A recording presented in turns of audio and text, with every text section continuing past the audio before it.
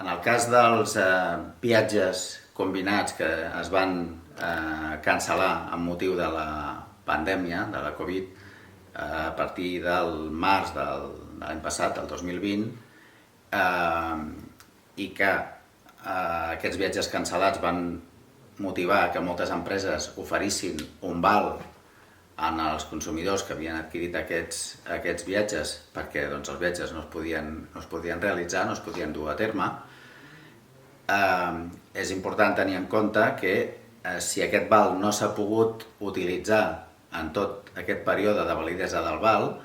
els consumidors tenen dret al reemborsament d'aquests diners. Per tant, poden adreçar-se, o s'han d'adreçar, a les empreses que els han facilitat aquests vals, demanant aquest reemborsament, tots aquests consumidors que no l'hagin pogut gaudir, i presentar una reclamació. Recomanem que d'aquesta reclamació en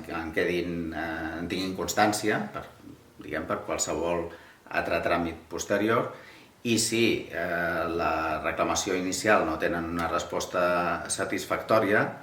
aleshores es poden adreçar a qualsevol servei públic de consum, el servei públic de consum que tinguin més proper, al seu municipi, a la seva comarca, o a la mateixa Agència Catalana del Consum.